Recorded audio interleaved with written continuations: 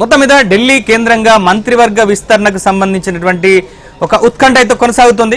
So ఏడాది పాలన పూర్తయినటువంటి నేపథ్యంలో రేవంత్ రెడ్డి ఢిల్లీకి వెళ్తున్నటువంటి సందర్భంగా ఖచ్చితంగా ఈసారి విస్తరణ ఉంటుందనేటువంటి చర్చ అయితే కాంగ్రెస్ పార్టీలో జరుగుతోంది. సో మొత్తం మీద కాంగ్రెస్ పార్టీ హనీమూన్ పీరియడ్ తెలంగాణలో పూర్తయిపోయింది. ఎందుకంటే ఏడాది పూర్తయింది కాబట్టి ఇక పూర్తి స్థాయి పాలన మీద రేవంత్ రెడ్డి సర్కార్ దృష్టి సారించాల్సి ఉంటుంది. ఎందుకంటే కీలకమైనటువంటి శాఖలన్నీ కూడా రేవంత్ రెడ్డి దగ్గరే ఉన్నటువంటి నేపథ్యంలో సో ఇక కేబినెట్ ని పూర్తి స్థాయిలో విస్తరించి కీలకమైనటువంటి శాఖలను మంత్రులకు అప్పగించి పూర్తి స్థాయిలో పాలనను పరుగులు పెట్టించాలనేటువంటి ఆలోచనతో రేవంత్ రెడ్డి ఉన్నట్టుగా తెలుస్తుంది. సో కాంగ్రెస్ పార్టీ ముఖ్యంగా గాంధీ భవన్ నుంచి మా ప్రతినిధి సిద్ధార్థ్ ఉన్నారు. సో సిద్ధార్థ్, సో మొత్తం మీద ఏడాది అయితే పూర్తయింది. సో ఇంకా 6 స్థానాలు కాంగ్రెస్ పార్టీలో ఇంకా కేబినెట్ లో ఇంకా పెండింగ్ లో ఉన్నాయి. సో దీనికి సంబంధించినటువంటి చర్చ అసలు ఏం జరుగుతోంది? సో నిజంగా ఈసారి విస్తరణ ఉంటుందా, ఉంటే పూర్తి స్థాయిలో ఉంటుందా, పాక్షికంగా ఉంటుందా, లేదా ఈ స్థానిక సంస్థలు వస్తున్నాయి కాబట్టి స్థానిక సంస్థల తర్వాత ఏదైతే ఎమ్మెల్యేల పనితీరును బేరీజు వేసుకున్న తర్వాతనే వాళ్ళకి అవకాశం ఇస్తానేటువంటి ఆలోచనతో రేవంత్ రెడ్డి ఉన్నారా? అసలు విస్తరణకు సంబంధించినటువంటి నిర్ణయాధికారం కాంగ్రెస్ పార్టీ అధిష్టానం దగ్గర ఉందా, లేదంటే రేవంత్ రెడ్డి చేతిలో ఉందా? Thank you Naveen. చాలా విషయాలలో అధిష్టానము ఇటు చేరికల విషయంలో కానీ మంత్రివర్గ విషయంలో కానీ పూర్తి స్థాయి బాధ్యతలు కానీ పూర్తి గ్రీన్ సిగ్నల్ కానీ రేవంత్కు ఇచ్చినట్టు హస్తం నేతలు చెప్తా ఉన్నారు. అయితే మంత్రివర్గ విస్తరణకు సంబంధించి అనేక సార్లు చర్చకు వచ్చాయి, అనేక సార్లు ఒక తుది దశకు వచ్చినప్పటికీ ఒకరిద్దరు విషయంలో కాంప్లికేషన్స్ వస్తున్నటువంటి నేపథ్యంలో మంత్రివర్గ విస్తరణ వాయిదా పడుకుంటూ వస్తుంది. మొన్న జరిగినటువంటి అసెంబ్లీ ఎన్నికల సమయంలో కొంతమంది వేరే పార్టీల నుంచి కాంగ్రెస్ పార్టీలోకి వచ్చారు. వాళ్ళు ప్రభుత్వం ఏర్పాటైతే వాళ్ళకు ఖచ్చితంగా మంత్రివర్గంలో చోటు దక్కుతుందని వాళ్ళకు అష్యూరెన్స్ ఇచ్చినటువంటి సిచ్యువేషన్ కూడా ఉంది. కానీ ప్రస్తుతం ఉన్నటువంటి పరిస్థితుల్లో గతంలో ఇచ్చినటువంటి హామీలు ఇప్పుడు ఇంప్లిమెంట్ చేయడానికి కొన్ని కారణాలు అడ్డొస్తున్నాయి. దీనివల్ల మంత్రివర్గ విస్తరణ లేట్ అవుకుంటూ వస్తుంది. అయితే ఇక మొదటిసారి మంత్రివర్గం తీసుకున్న తర్వాత 6 ఖాళీలు మిగిలినాయి. దాన్ని భర్తీ చేద్దామని అనుకున్నటువంటి సమయంలోనే పార్లమెంట్ ఎన్నికలు రావడం, దాని తర్వాత దీనికి సంబంధించి ఒక తుది దశకు వచ్చినటువంటి సమయంలో ఒకరిద్దరు నేతలకు ఏకాభిప్రాయం లేకపోవడంతో మరోసారి వాయిదా పడ్డది. దాని తర్వాత మహారాష్ట్ర ఎన్నికలు రావడము, ఇదంతా దాంతోపాటు ఈ ఏడాది పాలన తర్వాత మళ్ళీ ఈ మంత్రివర్గ విస్తరణ చేస్తామనుకోవడం, ఇట్లా తదితర కారణాలతోని ఇది పెండింగ్ పడుతూ వస్తుంది. ఇక ఈ 1 year అయిపోయినటువంటి నేపథ్యంలో రేవంత్ రెడ్డి ఢిల్లీకి వెళ్తున్నటువంటి నేపథ్యంలో ఇటు రాహుల్ గాంధీ, కేసీ వేణుగోపాల్ కానీ, సోనియా గాంధీ కానీ వీళ్ళందరూ లీజర్గా ఉన్నటువంటి నేపథ్యంలో దీనికి సంబంధించి ఒక ఫైనల్ కంక్లూజన్కి వచ్చే అవకాశం ఉందని వార్తలు వస్తున్నాయి. దాంతోపాటుగా ఇటు రేవంత్ రెడ్డి దగ్గర పలు కీలకమైన శాఖలు ఉన్నాయి. పరిపాలన మీద దృష్టి పెట్టాలంటే తన దగ్గర ఉన్నటువంటి కీలకమైన శాఖలను వేరే వాళ్ళకు అప్పచెప్పాల్సినటువంటి పరిస్థితి ఏర్పడింది. కాబట్టి ఇక మంత్రివర్గ విస్తరణకు సంబంధించి ఒక కీలకమైన నిర్ణయం తీసుకోవాల్సి ఉంది. దీనికి సంబంధించి రేవంత్ రెడ్డి ఈ రోజు పలు కేంద్ర మంత్రుల్ని కలిసి వాళ్లకు తెలంగాణకు సంబంధించినటువంటి అంశాలపై వినతి పత్రాలు ఇస్తారు. రేపు కాంగ్రెస్ పెద్దల్ని కలిసి ఈ మంత్రివర్గ విస్తరణకు సంబంధించి ఒక కంక్లూజన్కి వచ్చే అవకాశం ఉంది. అయితే ఇప్పటికే ఒక నిర్ణయం తీసుకున్నా, ఇప్పుడు ప్రకటిస్తారా, సంక్రాంతి వరకు ప్రకటిస్తారా, లేదంటే స్థానిక ఎన్నికల తర్వాత ప్రకటిస్తారా అనేది తేలాల్సి ఉంది. అయితే ఈ మంత్రివర్గ విస్తరణలో 2 ప్రధానమైన అంశాలని పరిగణలోకి తీసుకుంటున్నారు. ఒకటి, తెలంగాణలో ఉన్నటువంటి ఒక మేజర్ కమ్యూనిటీలో 4 కమ్యూనిటీలకు మంత్రివర్గంలో చోటు దక్కలేదు.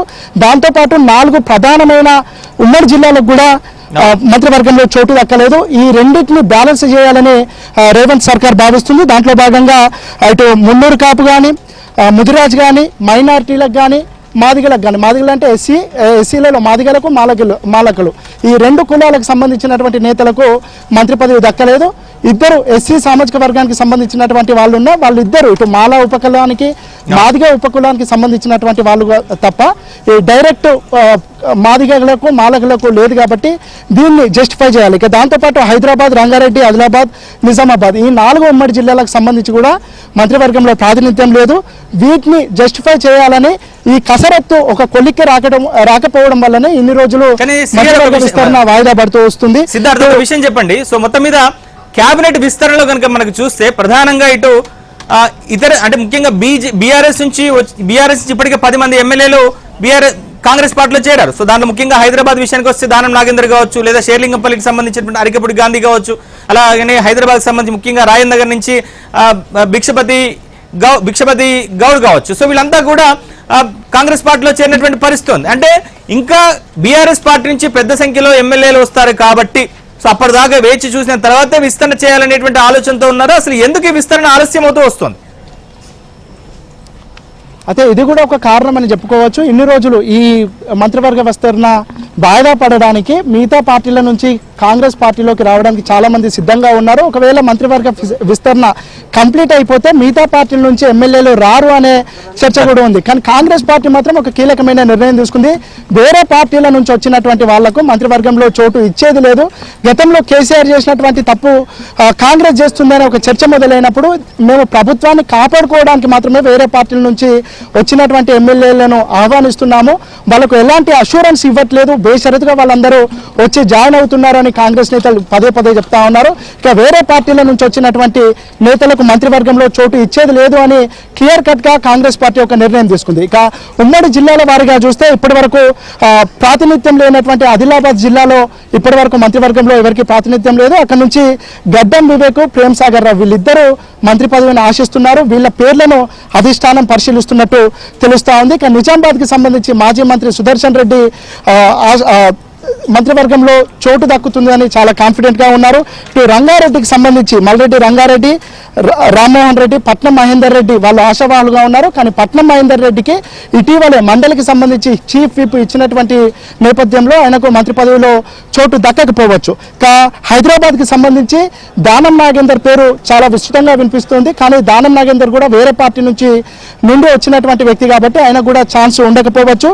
కానీ ఆ పార్టీ నుంచి గెలుపొందినటువంటి శ్రీ గణేష్ కంటోన్మెంట్ ఉప ఎన్నికల్లో ఆయన గెలిచారు. ఆయన ఒక్కైననే ఈ గ్రేటర్ పరిధిలో ఉన్నటువంటి కాంగ్రెస్ పార్టీకి డైరెక్ట్ గా గెలిచినటువంటి ఎమ్మెల్యే కాబట్టి ఆయనకి ఏమైనా ఛాన్సెస్ ఉండే అవకాశం ఉంది. ఇక ఇటీవల ఎమ్మెల్సీగా నామినేట్ అయినటువంటి అమీర్ అలీ ఖాన్ ఆయనను తీసుకుంటే ముస్లిం కోటాలో ఒక మంత్రిని పెట్టినట్టు ఉంటుంది అని కాంగ్రెస్ పార్టీ భావిస్తుంది. ఇక నల్గొండకి సంబంధించి ఇదే కాంప్లికేషన్ గా ఉందని చెప్పుకోవచ్చు.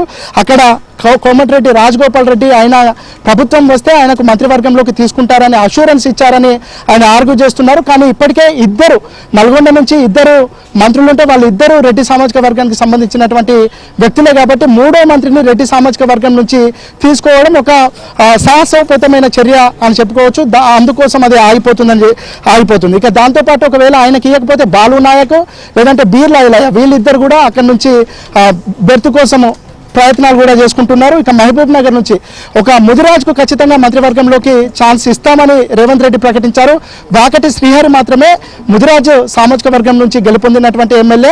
లేదంటే వేరే వాళ్ళను అంటే వేరే ముదిరాజులో ఎవరైనా బలమైన నేత ఉంటే ఆయనకు మంత్రివర్గంలోకి తీసుకొని ఎమ్మెల్సీ ఇచ్చే ఆలోచనలు కూడా కాంగ్రెస్ పార్టీ భావిస్తూ ఉంది. దాంట్లో భాగంగానే ఇటు నీల ముదిరాజ్ను కానీ మిగతా వాళ్ళని కూడా వాళ్ళ పేర్లు కూడా పరిశీలిస్తుంది. ఇక ఉమ్మడి కరీంనగర్ నుంచి అడ్లూరి లక్ష్మణ్ పేరు బలంగా వినిపిస్తుంది, ఆది శ్రీనివాస్ పేరు బలంగా వినిపిస్తుంది. వీళ్ళిద్దరు ఒకరు మాదిగ సామాజిక వర్గానికి సంబంధించిన నేత, మరొకరు మున్నూరు కాపు సామాజిక వర్గానికి సంబంధించిన నేత. వీళ్ళిద్దరిని మంత్రివర్గంలో తీసుకోవాలనే ఆలోచనలో కాంగ్రెస్ ఉంది. సో మొత్తానికైతే ఇప్పటి వరకు ప్రాతినిధ్యం లేని 4 ప్రధానమైన కాస్టులు 4 ఉమ్మడి జిల్లాలను వీటికి సంబంధించి వీళ్ళే ఇక్కడి నుంచి మంత్రివర్గంలోకి తీసుకోవాలని కాంగ్రెస్ నేతలు భావిస్తున్నారు.